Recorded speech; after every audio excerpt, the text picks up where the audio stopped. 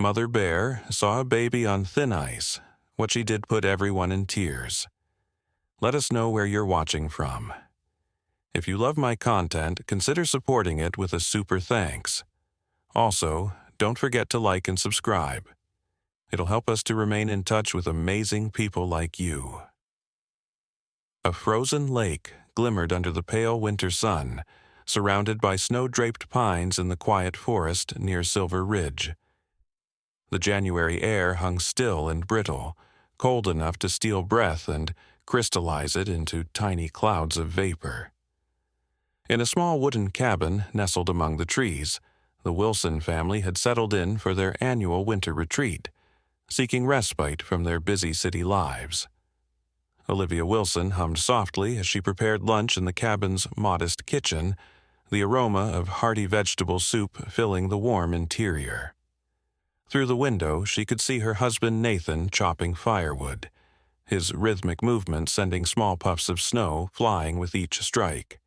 Their baby daughter, Emma, barely 10 months old, played contentedly in her playpen near the crackling fireplace, gnawing on a teething ring and babbling happily to herself.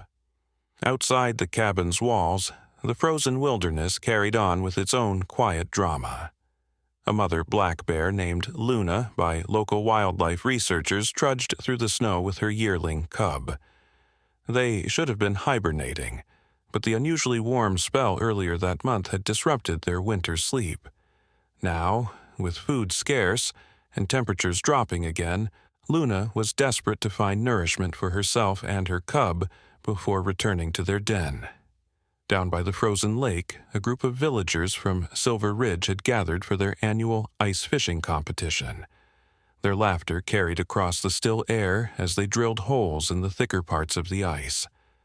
Among them, Park Ranger Claire Bennett supervised the event, her experienced eyes constantly scanning for signs of danger. "Remember, folks, stay in the designated areas," Claire called out, her breath forming clouds in the cold air. "The ice near the center and the eastern shore is still too thin." The villagers nodded in acknowledgement, but their excitement about the competition soon drowned out Claire's warnings.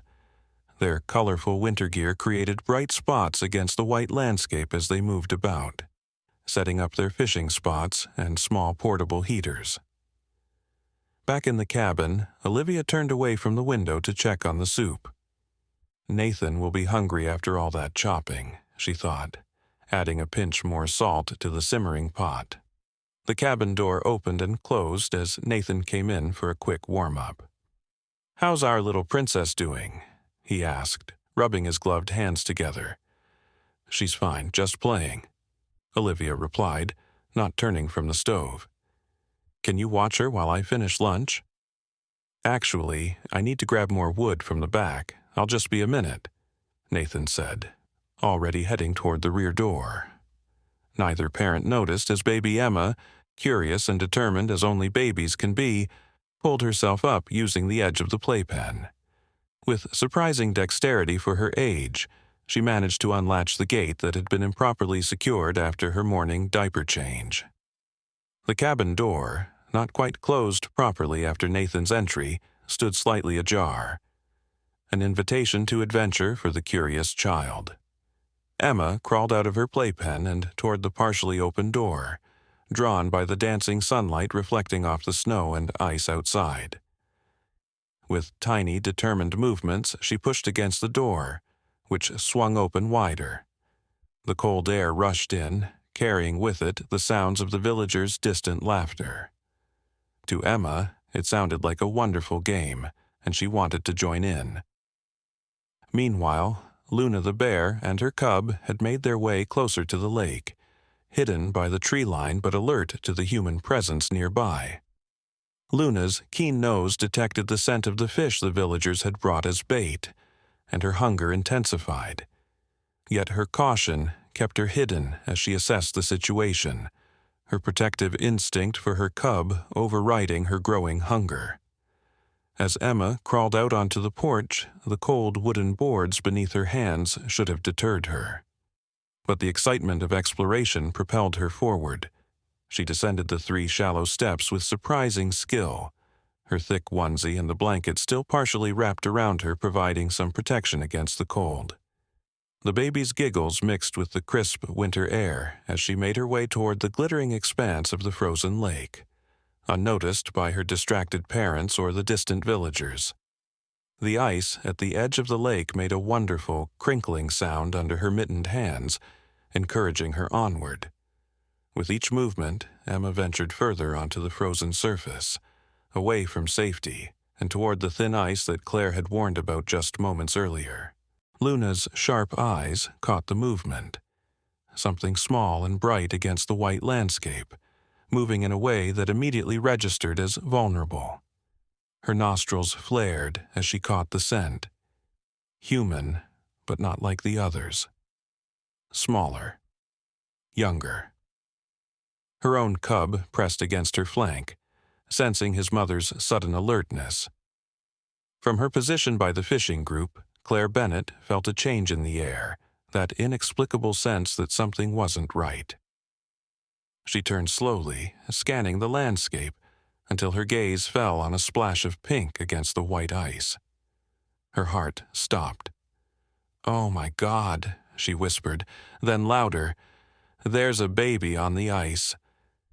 But her voice was carried away by a sudden gust of wind, and the villagers continued their cheerful competition, unaware of the unfolding danger. Claire began running toward the child, knowing with sickening certainty that she was too far away, and that the ice where the baby crawled was perilously thin.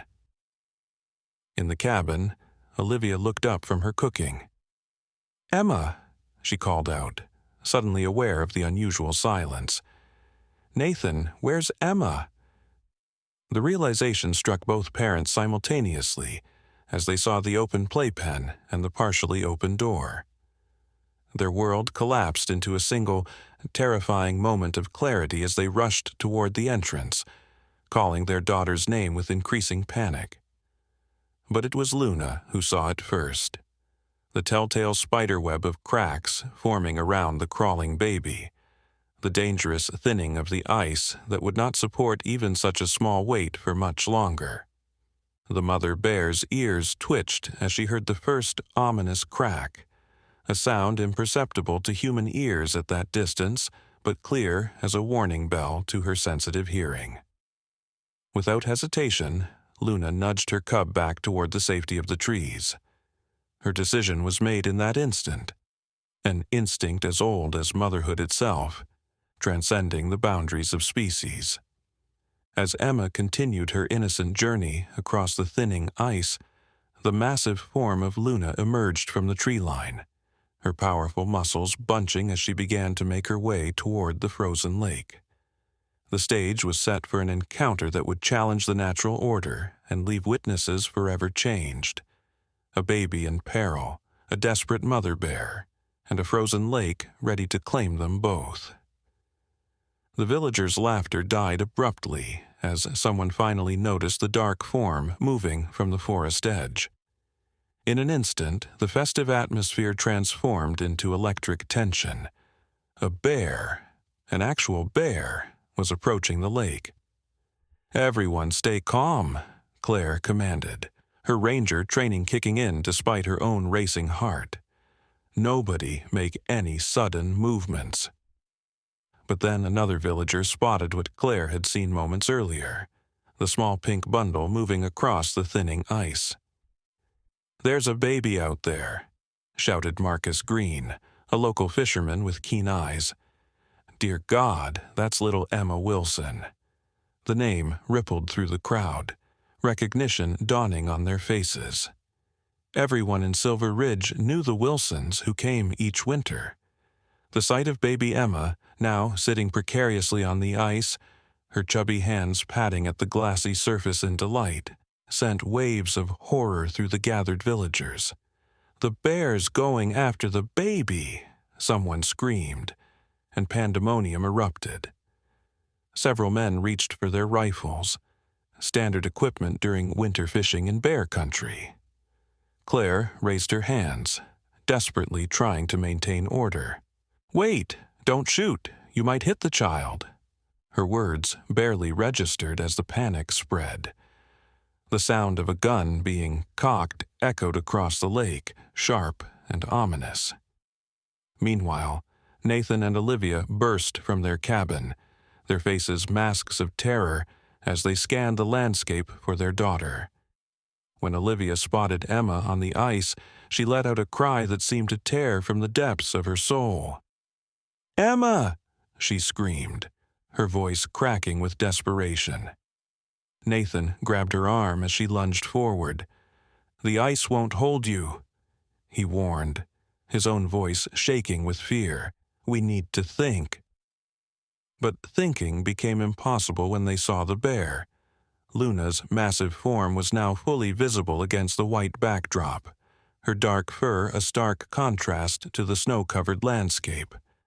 She moved with surprising grace for a creature of her size, each step deliberate and careful. What the humans couldn't understand, what they couldn't possibly know, was that Luna was testing the ice with each step, feeling for the subtle vibrations that would warn of weakness below. Her sensitive paws detected changes in density and temperature that no human could perceive. She had crossed frozen rivers and lakes before in her search for food, and her body carried the ancient wisdom of her species. "Someone do something," Olivia sobbed, collapsing against Nathan's chest as the unbearable scene unfolded before them. From the edge of the forest, Luna's cub watched, confused by his mother's behavior. He whimpered softly, afraid to be left alone but trained to obey his mother's command to stay put. On the ice, baby Emma remained blissfully unaware of the danger. She had discovered that if she tapped hard enough, tiny white particles, frost, would dance up from the surface. Each tap sent delighted giggles bubbling from her lips, the sound carrying across the now silent crowd. Luna paused about 20 feet from the child. She lowered her head, sniffing the air, her small eyes fixed on the vulnerable human baby. The crackling beneath the ice grew more pronounced, a series of small pops that signaled imminent collapse. Claire Bennett had worked with wildlife for 15 years, and she had never seen anything like this. Every instinct told her the bear should avoid humans, especially in winter when hunger made them unpredictable. Yet Luna seemed focused, deliberate, almost calculating. "She's hunting," muttered one of the villagers, raising his rifle again. "No, wait," Claire said, suddenly uncertain. There was something in the bear's posture that didn't match predatory behavior. Just wait. Emma chose that moment to look up, finally noticing the large creature approaching her. Instead of fear, her face lit up with wonder. She babbled excitedly and extended a tiny mittened hand toward Luna, as if offering a greeting. The collective gasp from the onlookers was audible. Olivia buried her face in Nathan's chest, unable to watch what she believed would be her daughter's last moments. The ice beneath Emma made a sound then. Not a subtle crack, but a significant split that even the humans on shore could hear. A thin line appeared between the baby and the solid ice of the shoreline, cutting off any direct rescue path. "No," Nathan whispered, his body tensing to run forward, despite knowing he would never reach his daughter in time. Luna heard the crack too, the bear's massive head tilted, ears swiveling toward the sound. In that moment, something extraordinary happened, something that would later be debated, analyzed, and wondered at for years to come. Luna shifted her weight and took a different approach angle.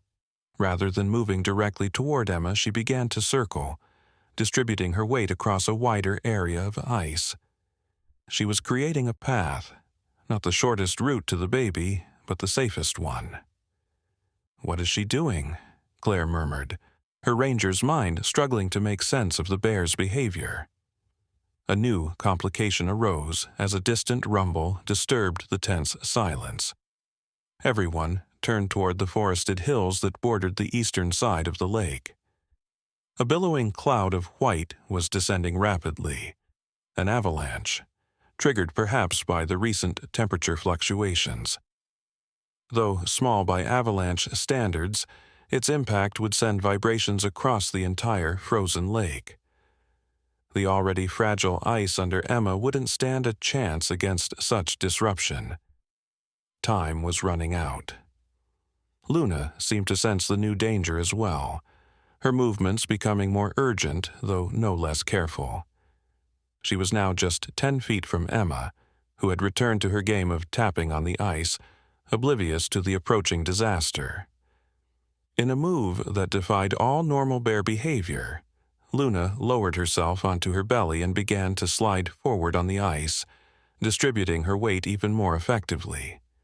The sight was so bizarre, so unexpected, that even the men with rifles lowered their weapons in astonishment. "My God," breathed Marcus Green. "I think she's trying to save the baby." His words hung in the frigid air, impossible yet increasingly difficult to deny, as Luna's intentions became clearer with each careful movement she made. The avalanche's rumble grew louder, and small vibrations began to travel through the ice. Emma felt them and looked up in confusion, her game forgotten, as the first tinge of fear clouded her innocent features. Her lower lip trembled, and she let out a whimper that pierced her watching mother's heart. Luna was now just 5 feet away. She made a soft huffing sound, not aggressive but almost soothing. Emma's attention shifted back to the bear, her momentary fear replaced by curiosity again.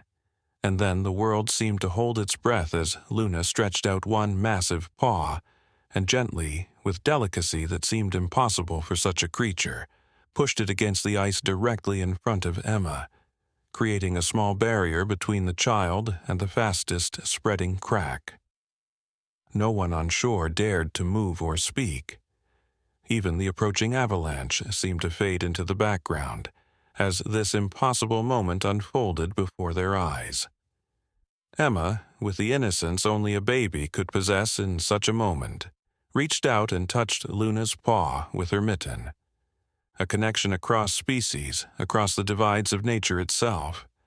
Mother to child, protector to vulnerable. And in that breathtaking moment of connection, a new crack shot across the ice with the sound of a gunshot, and both bear and baby began to sink into the freezing water. What happened next would become the stuff of legends in Silver Ridge for generations to come. Time slowed to an excruciating crawl as the ice fractured beneath Luna and Emma. The web of cracks spread outward like a sinister spider web, each line representing a path to potential tragedy. The onlookers stood frozen in horror, a collective breath held tight in dozens of chests. Emma's face crumpled in confusion as the solid surface beneath her began to tilt. Her tiny body started to slide toward the widening dark gap where ice met frigid water. A whimper escaped her lips, the first sign of genuine fear from the child who had, until now, treated the whole experience as an adventure. Luna's reaction defied everything known about wild animal behavior.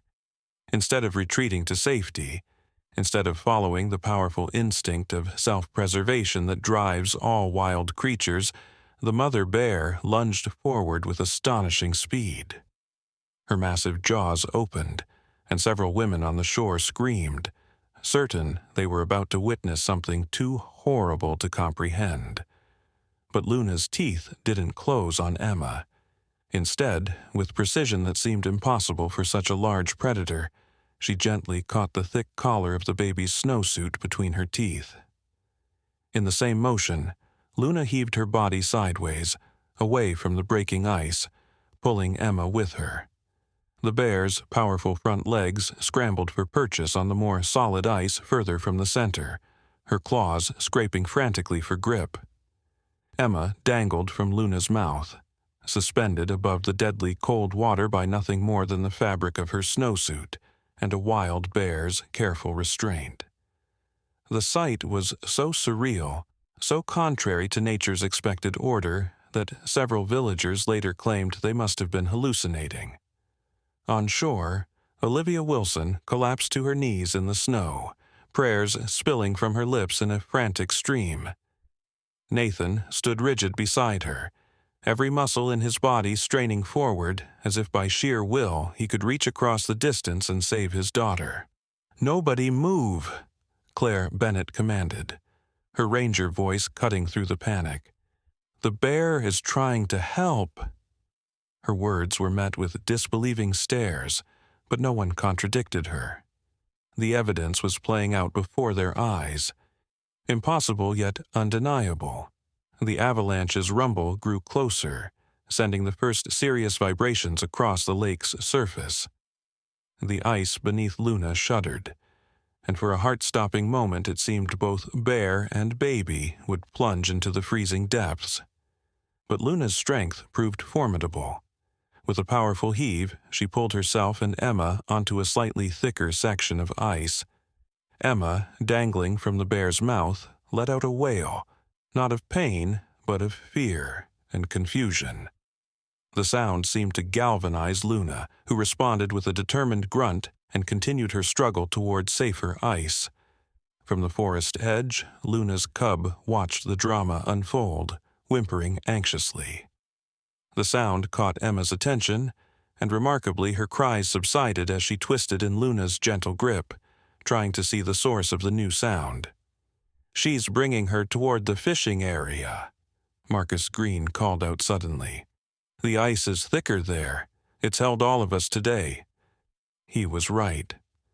Luna was not heading toward the shortest path to shore, but toward the section where the villagers had been drilling their ice fishing holes, the area Claire had designated as safe earlier that morning. A terrible cracking sound split the air as a major fissure opened up behind Luna and Emma, water bubbling up through the widening gap. The bear increased her pace, still maintaining that impossible gentle grip on Emma's collar. Nathan Wilson could stand it no longer. Despite the danger, despite Claire's warnings, he sprinted out onto the ice, heading toward the fishing area. Olivia screamed after him, but he was beyond caution now, driven by nothing but raw parental instinct, the same force that seemed to be guiding Luna's extraordinary behavior. "Nathan, stop!" Claire yelled. "You'll break through!" But Marcus was already following Nathan's lead, and then another villager, and another. Within seconds, a human chain began to form, each person grasping the wrist of the person in front, creating a living safety line across the treacherous surface. Luna seemed to sense the human's approach. She hesitated briefly, her wild instincts warring with her current mission. For a tense moment, those watching thought she might drop Emma and flee. Instead, the bear continued her careful journey, now moving parallel to the approaching human chain. She was still 10 yards from the fishing area when the avalanche finally reached the lake's edge with a thunderous impact. The resulting shockwave traveled across the frozen surface, causing a series of rapid cracks to form. Nathan, at the front of the human chain, felt the ice shift beneath his feet and dropped to his knees to distribute his weight, just as Luna had done earlier. "Everyone down!" he shouted back to the chain of rescuers. "Spread out!" The ice beneath Luna finally gave way with a sickening crack. The bear's hindquarters sank into the frigid water, but incredibly she held Emma aloft, her front paws still gripping the remaining solid surface. A desperate sound, almost a roar, but somehow choked and frantic, escaped from around Emma's collar still held in Luna's teeth. It was a sound of determination, of refusal to surrender to the freezing depths that would claim them both if Luna let go. Time seemed to stand still as the massive bear fought against the pull of the water and the weight of her own body. Emma, realizing something was terribly wrong, had gone completely still in Luna's grip. her blue eyes wide with an understanding that seemed beyond her years. Nathan was now just 5 yards away, close enough to see his daughter's face, to lock eyes with his baby girl, and with the bear that held her life between gentle jaws. What passed between man and bear in that moment would later be described by Nathan as a silent communication more profound than any words could capture. Recognition, desperation, and a shared primal need to protect the vulnerable child suspended between them. "I'm coming, Emma," Nathan called, his voice breaking. "Daddy's coming." Luna's strength was fading. Anyone could see it. Her struggles became more frantic as more of her body sank into the water. Hypothermia would set in quickly, even for an animal adapted to cold conditions. And then, from behind Nathan, Marcus Green slid forward a fishing pole, one of the sturdy, metal-enforced poles designed for ice fishing. "Here," he called. "Extend this to the bear." It was a mad idea, offering a tool to a wild animal, but madness seemed the only reasonable response to the impossible situation unfolding before them. Nathan grabbed the pole and stretched it out toward Luna, holding the grip end firmly while extending the tip toward the struggling bear. "Here," he called, not even certain what he expected the animal to do. "Here." What happened next would be recounted in Silver Ridge for decades, with each telling met by disbelief until multiple witnesses confirmed the details. Luna released Emma's collar, causing gasps of horror from those watching. But before the baby could fall, the bear caught the back of the snowsuit again, this time with a more secure grip. Then, with her free paw, Luna actually reached for the extended fishing pole. Her massive claws closed around the metal shaft with deliberate care, and she pulled, using the pole as leverage to drag herself and Emma back onto more solid ice. "She understands," Claire whispered, awestruck. My God, she actually understands. The human chain inched closer, as Luna, with the fishing pole's help, dragged herself and Emma toward the thicker ice of the fishing area. The bear's movements were becoming sluggish, the freezing water sapping her strength with each passing second. When Nathan was finally close enough, he dropped to his belly and stretched out his arms. "Emma," he called softly, trying to keep his voice calm despite his hammering heart. "Look at Daddy, sweetheart." Emma's eyes found her father's, and she made a small sound of recognition around the fabric of her snowsuit still held in Luna's jaws. Nathan was now close enough to touch his daughter, but Luna still held her. Man and bear locked eyes again, a moment of tension that could have ended in tragedy if the wild animal decided to see the approaching human as a threat. Instead, with deliberate gentleness that defied belief, Luna lowered Emma onto the ice, directly in front of her father's outstretched hands. "Thank you," Nathan whispered, tears freezing on his cheeks as he carefully pulled his daughter toward him. "Thank you." Luna's eyes, intelligent, exhausted, somehow knowing, held his for one more heartbeat before the bear began to slip back into the freezing water, her strength finally giving out. "No!" Emma cried suddenly, her first clear word of the day. She twisted in her father's grip, reaching her tiny hand toward the bear that had saved her. "No! Bear!" The bear's eyes seemed to soften at the sound of the baby's voice. She made one more valiant effort to pull herself up, but the ice continued to break under her weight, and more of her body sank into the deadly cold water. Nathan Wilson would later say that what he did next was not courage or compassion. It was simply impossible to do anything else after what he had witnessed. Still clutching Emma securely with one arm, he reached out with his free hand and grasped the fishing pole that Luna still clung to. "Pull!" he shouted to the human chain behind him. "Pull!" And they did. Every man, woman, and even some of the older children in the chain leaned back, using their combined strength to pull against the pole that connected them to the struggling bear. Luna seemed to understand. She gripped the pole more firmly and kicked with her powerful legs, fighting against the water's pull with her last reserves of strength. Inch by agonizing inch, the massive creature began to emerge from the water, her fur immediately freezing in the bitter air. When her front half was secure on solid ice, Marcus and 2 other men broke from the chain and carefully approached, bringing additional poles to slide under Luna's body, creating a makeshift platform to distribute her weight. "Easy," Claire directed, having made her way to the front of the rescue effort. "Gentle movements. The ice is holding, but let's not push our luck." Emma remained fixated on Luna, reaching toward the bear even as Nathan held her safely against his chest. "Bear," she repeated, this time with a note of concern in her baby voice. "Bear cold." And indeed, Luna was trembling violently, the freezing water and air taking a deadly toll on even her thick-furred body. Her eyes were growing distant, shock setting in as hypothermia took hold. From the forest edge came a plaintive cry, Luna's cub, watching his mother's struggle, unable to understand or help. The sound seemed to reach Luna through her fading consciousness. Her head lifted slightly, eyes searching for her own baby even as she had saved someone else's. A collective understanding passed through the human rescuers, an unspoken recognition that this extraordinary act could not end in tragedy, that the bear who had defied nature to save a human child could not be allowed to die for her heroism. "We need to get her warm," Claire said decisively, "and we need to do it now."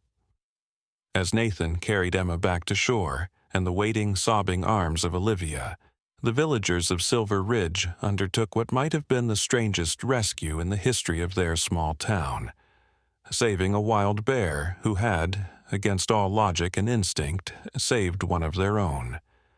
Luna's cub watched from the tree line, confused and frightened, as his mother was carefully moved across the ice on a platform of fishing poles and tarpaulins. No one yet knew how this extraordinary day would end, or how they would deal with a potentially dangerous wild animal once they got her to shore. But one thing was certain. In Silver Ridge, on this winter day, something had changed fundamentally in the relationship between humans and the wilderness they called home. Something miraculous had occurred on the thin ice, something that would never be forgotten. The shore erupted into frantic activity as the villagers worked together to create a makeshift rescue area.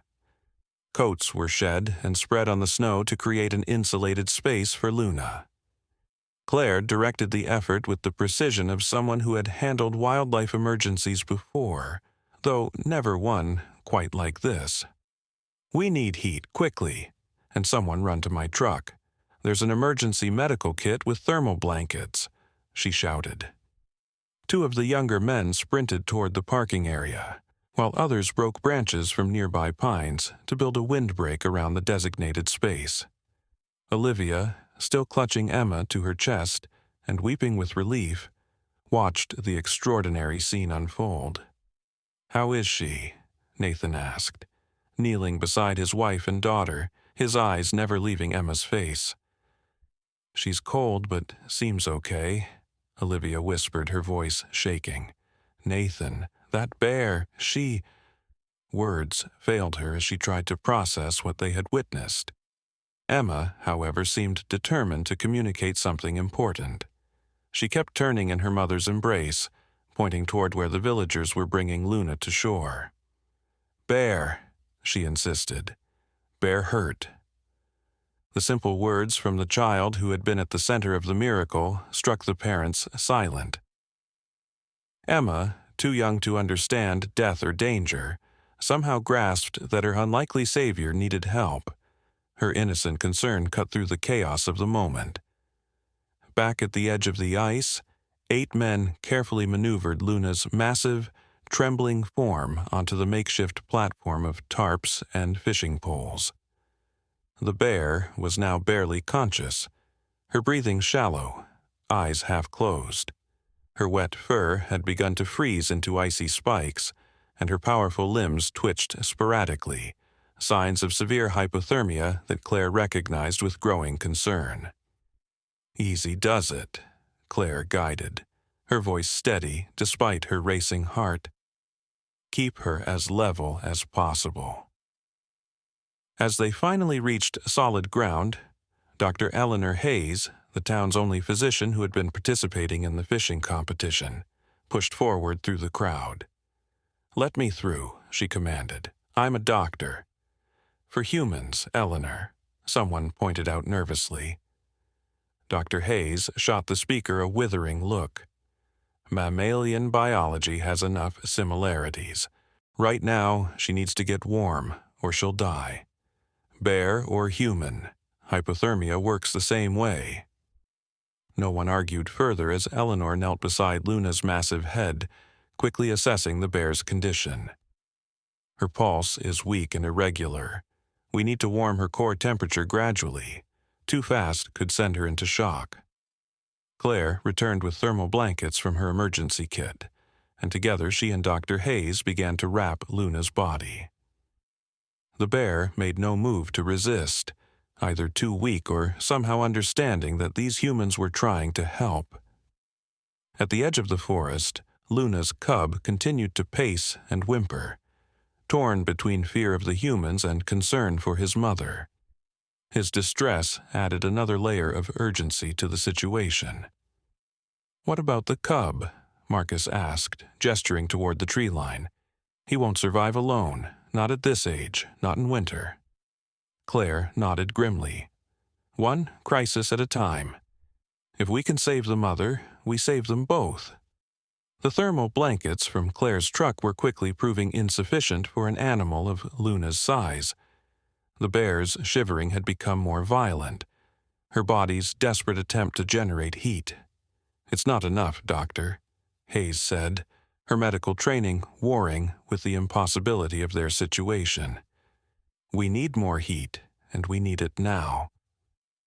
Nathan Wilson had been listening silently, still processing the enormity of what had happened, that this wild creature had saved his daughter at the risk of her own life. He made a sudden decision. "The cabin," he said, pointing to his family's rental 100 yards away. "It has a wood-burning stove and plenty of blankets. Could we bring her there?" His suggestion was met with shocked stares. Bring a full-grown wild bear, even an unconscious one, into a human dwelling?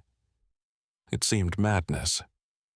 "It's the only structure close enough," Claire realized, looking around at the wintry landscape. "The ranger station is 5 miles away. She won't make it that far in this condition."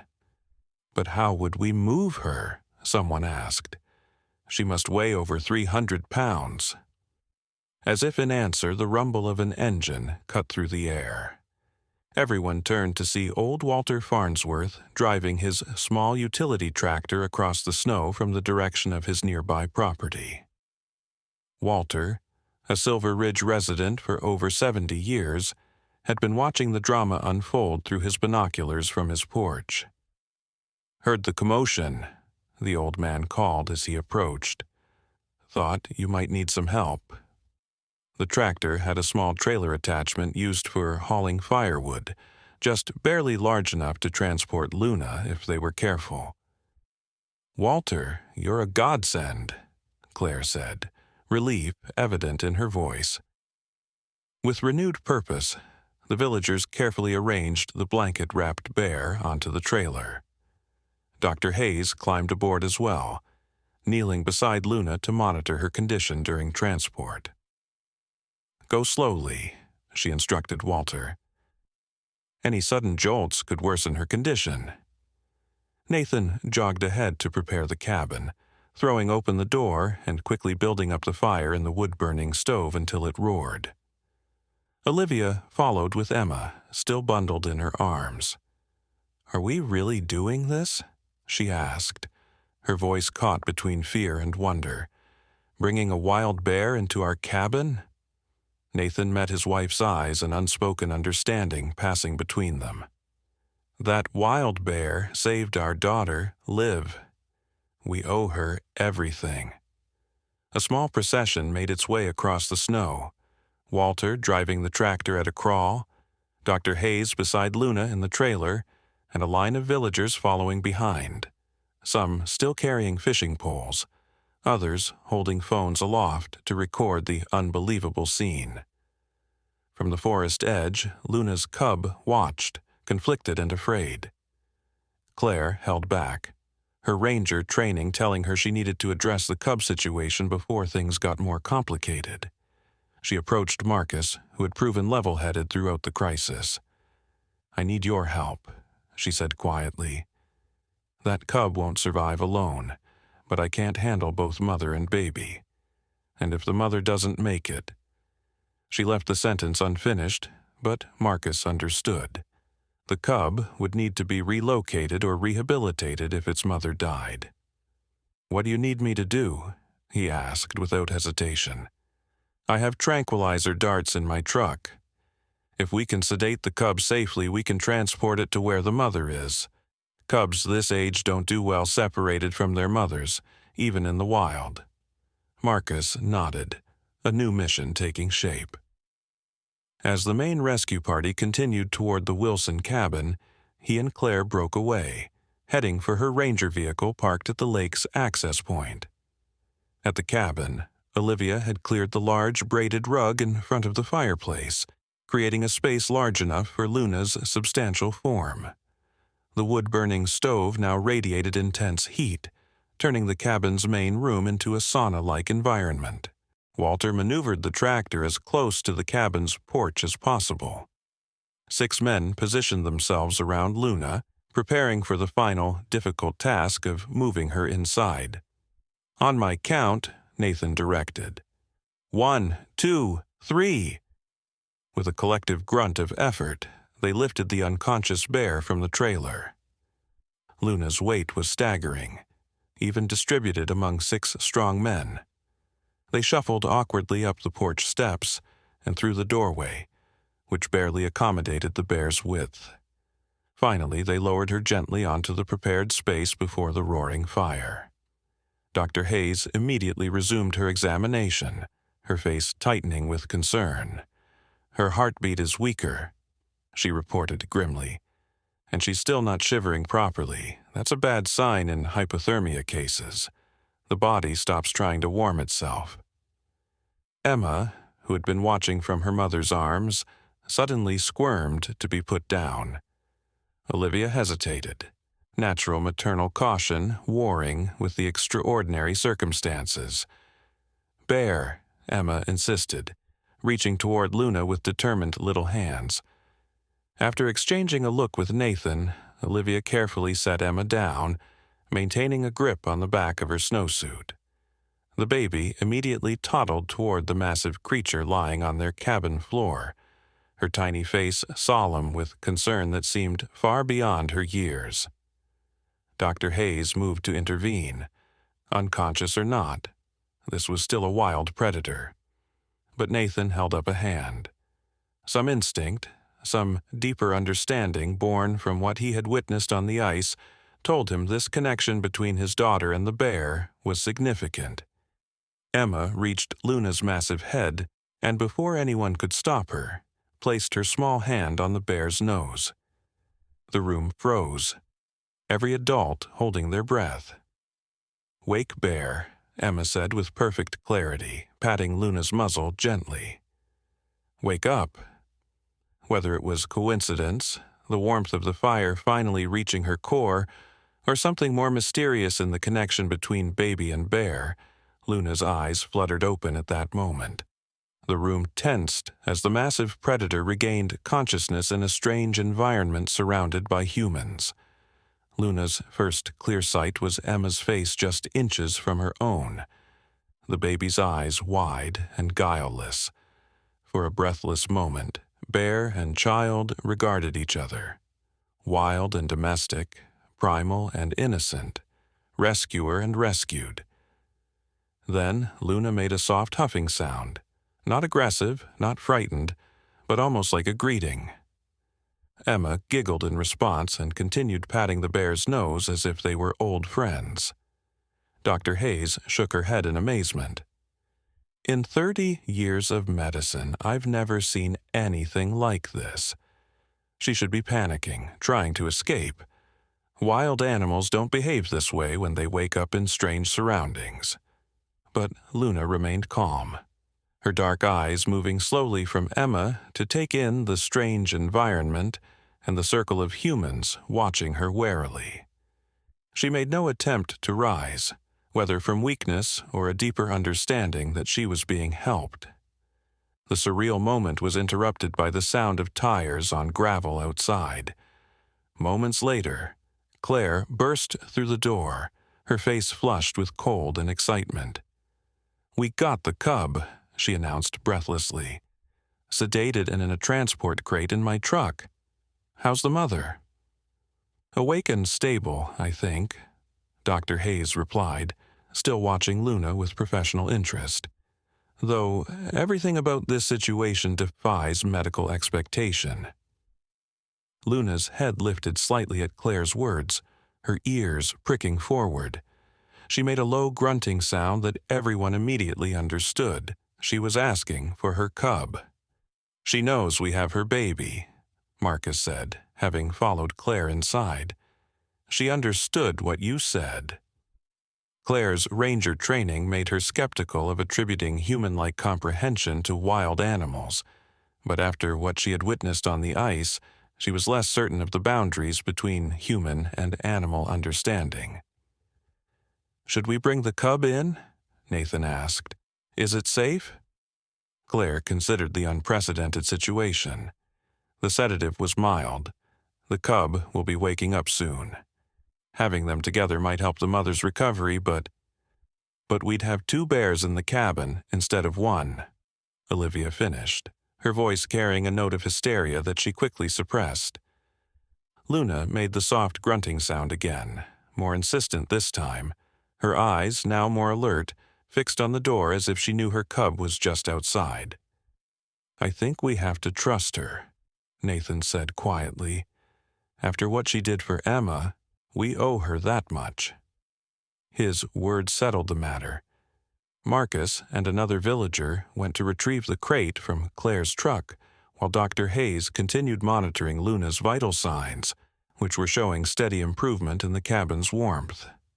When they returned with the crate, they placed it near Luna but not within reach, a precaution in case the maternal bear became aggressive, protecting her waking cub. The small bear inside was beginning to stir, making tiny whimpering sounds that immediately captured Luna's attention. "The sedative is wearing off," Claire observed. "We should step back and give them space."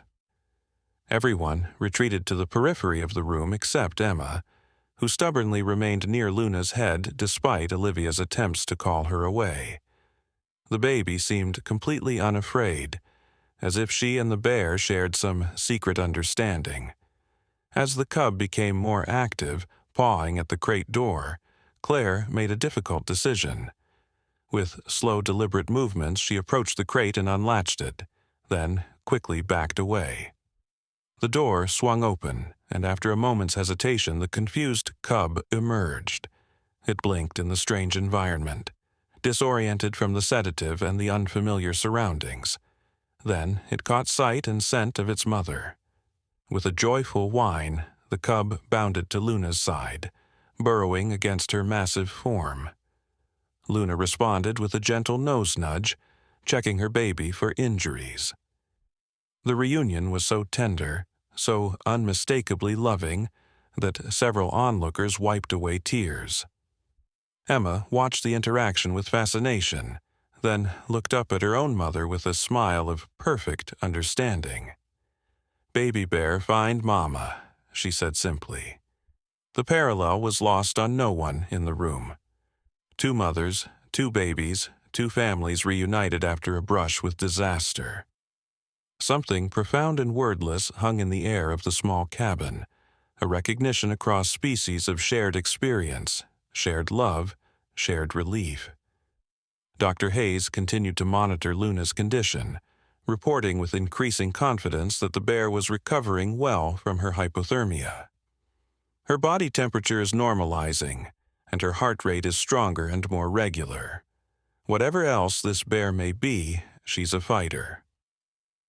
As the initial crisis subsided, practical questions began to emerge. How long would they need to shelter the bears? What would happen when Luna fully recovered? Would she remember the humans who had helped her, or would her wild instincts return in full force, making her dangerous to approach? Claire addressed these concerns quietly with Nathan and Olivia, while Emma remained by the bears, seemingly unconcerned about potential danger. Once she's stable, we should transport her to the Wildlife Rehabilitation Center in Morton County, Claire suggested. They have proper facilities for large predators and can monitor her recovery before releasing her back into the wild. Nathan nodded thoughtfully, but his eyes were drawn back to the strange tableau by the fire. His baby daughter sitting contentedly beside a full-grown black bear, occasionally patting Luna's fur as the bear watched over both her cub and the human child with equal attention. "When I tell this story years from now," he said softly, "no one will believe it."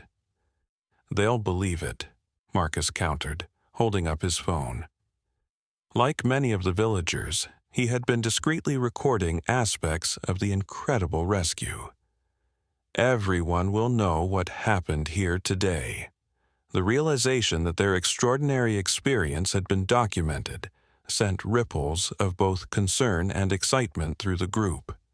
Such footage would certainly go viral if released, bringing attention, scientists, media, tourists. "Let's deal with that later," Claire suggested, sensing the change in mood. "Right now, our priority is these two bears and making sure everyone remains safe." As if to punctuate her words, Luna suddenly began to stir more purposefully. The adults tensed as the massive bear shifted her weight, preparing to rise. Dr. Hayes moved forward to intervene, concerned that the bear might be pushing herself too quickly in her recovery. But Luna ignored the doctor, her focus entirely on Emma. With careful movements that belied her enormous strength, the bear rose to a sitting position, an imposing sight that caused several gasps among the onlookers. Her cub scrambled to stay close to her side. Emma, however, showed no fear. She remained exactly where she was, looking up at the now towering bear with complete trust. Luna lowered her massive head until she was eye level with the child. Then, in a gesture that defied wild animal behavior so completely that Claire would later question her own memory of it, Luna gently pressed her nose against Emma's forehead, a bear's version of a kiss, or a blessing, or gratitude. No one in the room could say for certain what it meant, only that it was deliberate and tender. Emma giggled and reached up to pat Luna's face again. "Good bear," she said clearly. Then Luna's attention shifted. She turned her head toward the cabin window, suddenly alert, ears pricked forward. A low, warning rumble, not quite a growl, but a sound of concern, emanated from her throat. "What is it?" Nathan asked, moving instinctively closer to his daughter despite Luna's protective presence. Claire followed Luna's gaze, peering through the window into the gathering dusk outside. At first, she saw nothing unusual in the snowy landscape. Then a movement caught her eye. A darker shadow moving among the trees at the forest edge. "There's something out there," she said quietly, reaching for the binoculars she had slung around her neck. Adjusting the focus, she scanned the tree line. What she saw made her blood run cold. "Oh, no," she breathed. "What?" Several voices demanded at once. Claire lowered the binoculars slowly. "Mountain lion, a big one. And from the way it's moving, I'd say it's stalking something." The news sent a ripple of fear through the cabin. Mountain lions rarely came this close to human habitations unless desperately hungry or forced from their usual territory. Could it be after the bear cub? Dr. Hayes asked. It might have picked up the scent when Claire and Marcus tranquilized it. Possibly, Claire conceded. Or it could just be passing through. But Luna's continued alertness suggested otherwise. The bear was now fully upright, positioning herself between the window and both Emma and her own cub, her powerful body tense with protective intention. Outside, the shadow moved again, sliding closer to the cabin with predatory purpose. Through the binoculars, Claire could now make out more details: the tawny coat, the powerful shoulders, the intentional stalk of a hunter who had identified prey. "It's definitely coming this way," she confirmed grimly. Nathan scooped up Emma despite her protests, moving her away from the window and Luna. "What do? We can't exactly call animal control out here." "I'm animal control in Silver Ridge," Claire reminded him, her hand moving to the tranquilizer gun still holstered at her hip. She had reloaded after sedating the bear cub, but had only 2 darts remaining.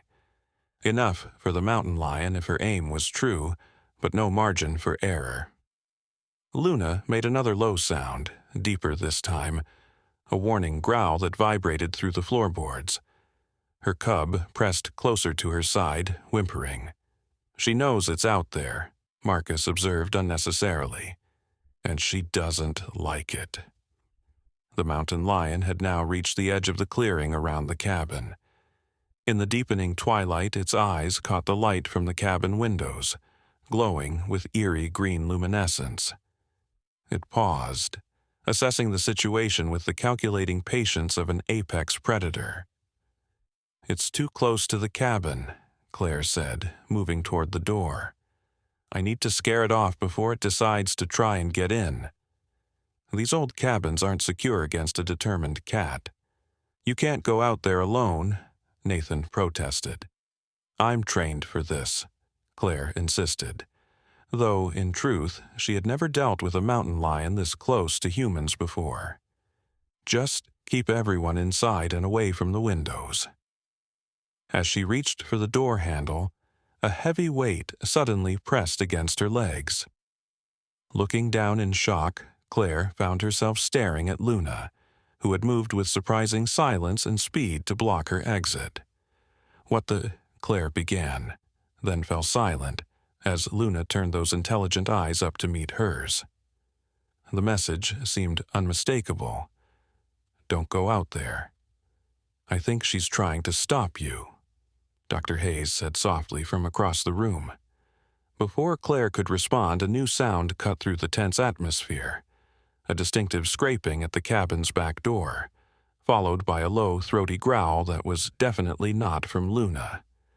"It's trying to get in," Olivia whispered, clutching Emma tighter. Luna's reaction was immediate and decisive. She moved away from Claire, padding silently across the cabin toward the sound of the mountain lion, her massive body radiating power and purpose. Her cub tried to follow, but Luna made a sharp huffing sound that stopped the smaller bear in its tracks. To everyone's astonishment, the cub immediately ran to where Emma was being held in Olivia's arms, settling at their feet as if seeking protection. The role reversal, a wild bear cub seeking safety with humans, was yet another impossible moment in a day filled with them. Luna reached the back door just as another scratching sound came from outside. She reared up on her hind legs. A black bear in full defensive posture is an intimidating sight, over 6 feet tall and radiating strength, and slammed her front paws against the door. The cabin shook with the impact. A startled yowl came from outside, followed by silence. "I think she just told that cat to back off," Marcus said with a touch of awe in his voice. Luna remained by the door, alert and watchful, clearly standing guard. Claire used the moment to peer cautiously through the window again. "The lions retreated to the tree line," she reported, but it's still watching the cabin. I don't think it's giving up that easily. Night was falling rapidly now, the forest beyond the cabin dissolving into impenetrable darkness. The situation was becoming increasingly complex. They had 2 bears inside a human dwelling, a hungry mountain lion prowling outside, and no clear path to resolving any of it safely tonight. "I think we're all staying here until morning," Nathan said, voicing what everyone was beginning to realize, including our guests.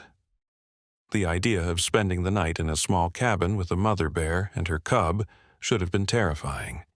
Yet, somehow, after everything they had witnessed, it seemed almost right. Luna had proven herself to be more than a wild animal today. She had shown intelligence, compassion, and now a continuing protective instinct that extended beyond her own species.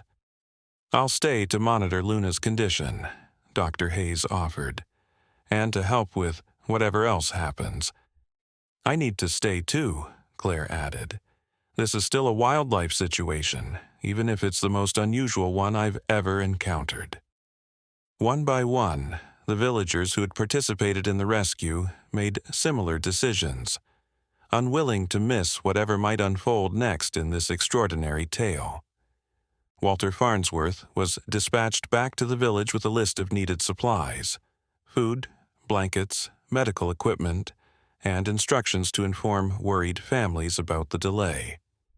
As night fully descended and the mountain lion continued its patient vigil outside, the humans inside the Wilson cabin began to settle in for a long, strange night. Extra mattresses were pulled from the cabin's small bedrooms, creating sleeping spaces on the floor. The fire was built up high against the winter chill. Through it all, Luna remained at her self-appointed post by the back door, occasionally making rounds to check the windows and front entrance. Her behavior was so deliberate, so purposeful, that even Claire, trained to avoid anthropomorphizing wildlife, found herself thinking of the bear as a sentinel, a protector. The bear cub eventually relaxed enough to explore the cabin curiously, though it never strayed far from where Emma had been settled on a mattress near the fire. The baby, exhausted by the day's events, fell asleep quickly, one small hand still reaching toward where the cub had last been. As midnight approached and most of the impromptu guests dozed fitfully, Nathan found himself unable to sleep. He sat by the fire, watching the interplay of light on Luna's fur as she maintained her vigilant guard by the door. The events of the day kept replaying in his mind. The terror of seeing Emma on the thin ice, the incredible sight of Luna rescuing her, the bear's near sacrifice, and now this continued protection. He became aware of movement beside him and turned to find Olivia settling on the floor next to him, her eyes also on Luna. "I keep thinking I'm going to wake up," she whispered, "that this whole impossible day has been a dream." Nathan put his arm around his wife, drawing her close. "If it is, we're having the same one." Olivia rested her head on his shoulder. "She saved our baby, Nathan. A wild bear saved our daughter. How do we ever, what could we possibly? I don't think there's a thank you card for this situation," Nathan said with a small smile. "But I think she knows. Somehow, I think she understands exactly what she did today." As if hearing them, Luna turned her massive head toward the couple. In the firelight, her eyes seemed to hold depths beyond animal comprehension, something ancient and knowing. She regarded them silently for a long moment, then returned to her watchful guardianship. Outside, the mountain lion continued its patient surveillance, hunger warring with caution. Inside, an unlikely alliance of humans and bears waited for dawn, bound together by an act of cross-species compassion that had already begun to ripple outward, changing everything it touched. And in her sleep, baby Emma smiled, dreaming perhaps of gentle bears and frozen lakes and the strange magic that arises when boundaries dissolve. and creatures recognize in each other not differences, but shared hearts. Dawn arrived, with tentative fingers of light stretching across the snow-covered landscape outside the Wilson cabin. Inside, humans and bears alike stirred from their uneasy slumber. Luna had maintained her vigilant post through the night, occasionally dozing but always alert to any sound from outside. Her cub had eventually settled near Emma's sleeping form, the two small creatures finding comfort in each other's warmth. Nathan was the first human fully awake, carefully stepping around the sleeping bodies scattered across the cabin floor. He approached the window cautiously, scanning the tree line for signs of the mountain lion. "Any sign of it?" Claire asked quietly, joining him at the window, her ranger's eyes sharper than his in spotting wildlife. Nathan shook his head. "Nothing I can see." Claire peered intently at the forest edge. "I think it's gone, for now at least. Cats don't usually have the patience to wait all night unless the prey is a sure thing." The mention of prey sent a shiver through Nathan as he glanced back at his sleeping daughter. Had the mountain lion somehow sensed the presence of the bear cub? Or had it been drawn by something else entirely? Dr. Hayes was already awake and checking on Luna, who allowed the examination with surprising tolerance. "Her temperature is normal, heart rate stable," the doctor reported with evident relief. "Physically, I'd say she's recovering well from the hypothermia." "So, what now?" Olivia asked, joining the conversation as she gently lifted the still sleeping Emma from her makeshift bed. "We can't keep wild bears in our rental cabin indefinitely." Before anyone could respond, a commotion outside drew their attention. Vehicles were approaching, several of them by the sound of the engines. Luna immediately tensed, moving to position herself between the windows and her cub. Claire peered outside again. "It's Walter returning with supplies, but he's not alone." Indeed, a small convoy had arrived. Walter's truck, two other civilian vehicles, and most concerningly, an official-looking SUV with government plates. As the vehicles parked and people began to emerge, Claire's expression darkened. "That's Richard Harmon from the State Wildlife Department," she said with evident displeasure. "Someone must have called him." "Is that bad?" Nathan asked, sensing her concern. Claire hesitated. "Richard is by the book. Very by the book. And there's no protocol for wild bear saves human child and is currently recuperating in a rental cabin." The implications were clear. Standard protocol for a bear that had such close contact with humans, regardless of the circumstances, often meant relocation at best, euthanasia at worst, especially if the animal was deemed potentially habituated to human presence. "No," Nathan said firmly, reading Claire's thoughts. "After what she did for Emma, I won't let anyone hurt her." His protective instinct toward the bear that had saved his daughter surprised even himself, but it felt unquestionably right. Around the cabin, the other villagers who had stayed the night were waking, mumbling similar sentiments of concern as they registered the arrival of officials outside. Luna seemed to sense the shift in atmosphere. She made a soft huffing sound to her cub, who immediately scampered to her side. Together they retreated to the corner farthest from the door, the mother bear's posture communicating clear wariness. A knock came at the door. Claire took a deep breath, straightening her ranger's uniform as best she could after the night on the floor. "Let me handle this," she said quietly. "I've worked with Richard before." She opened the door to find Richard Harmon standing on the porch, clipboard in hand, his face set in stern lines of official concern. Behind him stood several other wildlife department officials and a cluster of curious villagers who had come with Walter. "Bennett," Richard greeted her curtly, "I received some rather disturbing reports about the situation here." Claire stepped outside, partially closing the door behind her to block Richard's view of the cabin's interior.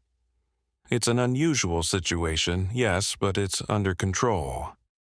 Richard's eyebrows rose skeptically. Under control. I've received multiple reports of not one, but 2 wild bears being kept in a civilian residence. That violates at least 6 state wildlife regulations and potentially several federal ones. The circumstances are exceptional, Claire began, but Richard cut her off. I've also heard some frankly unbelievable stories about what happened yesterday, he continued, consulting his clipboard. A bear rescuing a human child from thin ice? Bears don't do that, Bennett. They're not rescue animals, they're wild predators. I was there, Richard. Claire's voice hardened. I saw it with my own eyes. We all did. The bear deliberately rescued that baby, at great risk to herself. Richard's expression made it clear he thought she'd lost her mind. Wildlife doesn't act against its own interests or natural instincts. Whatever you think you saw, there must be a rational explanation. We have video, Marcus called from behind Claire, having joined her on the porch. Several of us recorded it. This gave Richard pause. He frowned, then gestured to one of his team. Johnson, collect all video evidence for review. In the meantime, we need to secure these animals before someone gets hurt. No one's getting hurt here, Claire said firmly, blocking the doorway. The bears have shown no aggression whatsoever. In fact, they've demonstrated more compassion than I'm seeing from the wildlife department right now. Richard's face flushed with anger at the implied criticism. Step aside, Ranger Bennett. This is now a state-level situation, and I'm assuming authority. Inside the cabin, the conversation was clearly audible. Luna had grown increasingly agitated as the unfamiliar male voice became more hostile. Her cub pressed against her side, sensing his mother's tension. Emma, who had woken during the commotion, wiggled free from Olivia's arms and toddled toward the bears before anyone could stop her. "Bear's scared," she announced with childish certainty, reaching out to pat Luna's fur. Remarkably, the mother bear calmed at the child's touch, lowering her massive head to gently nuzzle Emma's outstretched hand.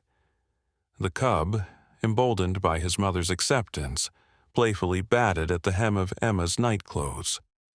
Nathan watched the interaction with a mixture of parental concern and amazement. Despite everything he knew about wild animals, he felt no fear for his daughter in that moment. Luna had proven herself trustworthy in the most extreme circumstances. If anything, he felt the bear might be safer for Emma than the tense humans outside arguing about regulations. On the porch, the standoff continued. "I need to see these bears for myself," Richard insisted. "And then we'll implement standard protocols for wildlife that's had dangerous levels of human contact." Marcus stepped forward, his phone extended. "Before you make any decisions, you should see this." He played the video he'd recorded the day before. The extraordinary footage of Luna carefully crossing the thin ice, gently taking Emma's snowsuit in her teeth, and struggling to bring the baby to safety. The image of Nathan reaching out with the fishing pole to help the bear, and Luna's apparent understanding as she grasped it, was particularly compelling. Richard watched in silence, his official demeanor cracking slightly as the impossible scene played out on the small screen. When the video ended, he cleared his throat. "That's unusual behavior, certainly." "It's a miracle is what it is," Walter Farnsworth spoke up from the crowd. "That bear knew exactly what she was doing. She saved that child when none of us could reach her in time." Inside, the cabin door suddenly swung open wide. Nathan stood in the doorway, Emma in his arms. Behind him, clearly visible to everyone outside, stood Luna, her massive form imposing yet somehow gentle, as she stayed close to the human child. Richard instinctively reached for his tranquilizer gun, but Claire's hand shot out to stop him. "Wait, just watch." Emma squirmed in her father's arms, reaching back toward Luna. "My bear," she said, with the simple possessiveness of a child. "My friend." Luna made no aggressive move. She simply stood there, her intelligent eyes taking in the scene outside, the gathering of humans, the officials with their equipment, the tension in the air. Her cub peeked cautiously from behind her massive form. "I've worked with wildlife for 20 years, Richard said, his voice softer now, tinged with wonder, despite his professional skepticism. "I've never seen anything like this." "None of us have," Claire replied. But it happened. Luna risked her life to save Emma. And now we have a chance to do something equally extraordinary. To recognize that maybe, just maybe, there's more to these animals than our textbooks and regulations account for. Nathan stepped forward, still holding Emma. "My daughter would be dead if not for Luna. Whatever decisions you make today, I want that fact to be front and center in your mind." Richard Harmon was many things. Rigid, by the book, sometimes frustratingly inflexible. But he was not heartless. Faced with the overwhelming evidence before him and the earnest testimonies of so many witnesses, something in his official demeanor began to soften. "Johnson," he called to his assistant. "Get Dr. Eliza Montgomery on the phone. Tell her we have a unique wildlife situation that requires her expertise." Claire's eyebrows rose in surprise. "The wildlife behaviorist? From the university?" Richard nodded. "If what you're all saying is true, this represents an unprecedented case study in interspecies behavior. It should be documented properly by experts." It was as close to an admission of wonder as Richard was likely to give, but it was enough. The immediate threat of forcible removal or worse had passed. Over the next 3 days, the Wilson cabin became the center of an extraordinary scientific observation. Dr. Montgomery arrived with a team of researchers, all of whom watched in amazement as Luna and Emma continued their unlikely friendship. The bear showed a level of gentleness around the child that defied all existing behavioral models. The videos of Luna's rescue spread across the internet, captivating millions worldwide and sparking intense debates about animal consciousness and cross-species compassion. Scientists from across the globe requested permission to study the bear and her interactions with humans, particularly Emma. Throughout it all, Luna remained calm, seemingly understanding that she and her cub were not in danger. She allowed Dr. Montgomery to place a tracking collar around her neck, a precaution and research tool that would help protect her in the future by alerting rangers to her location if hunters were in the area. On the 4th morning, Claire entered the cabin with news. "The Wildlife Department has made their decision," she announced to the assembled group. "Luna and her cub will be relocated to a protected section of the National Forest, about 20 miles from here. It's excellent bear habitat, with minimal human contact, but it's also close enough that we'll be able to monitor her well-being." The news was bittersweet. Everyone knew the bears couldn't stay in human habitation indefinitely, but the thought of saying goodbye had become increasingly difficult. "When?" Olivia asked quietly, watching Emma play with the bear cub under Luna's watchful eye. "Today?" Claire answered gently. "They've prepared a transport for this afternoon." The cabin fell silent, except for Emma's happy babbling, as she rolled a small ball for the cub to chase.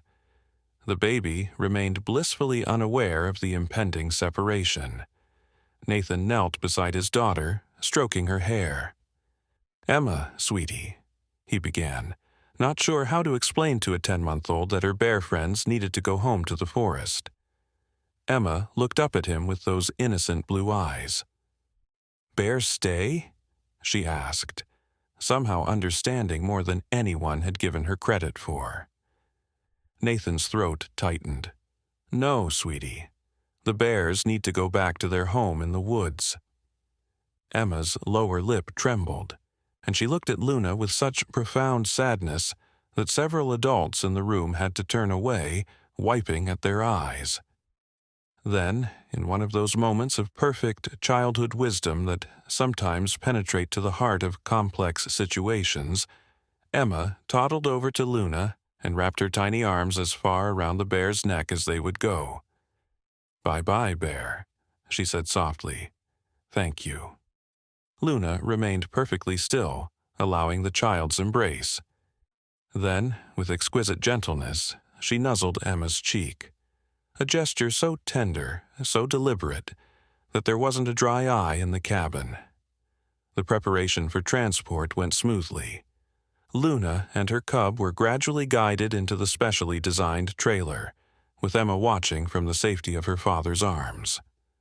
The baby didn't cry, seeming to understand in her own way the necessity of the parting.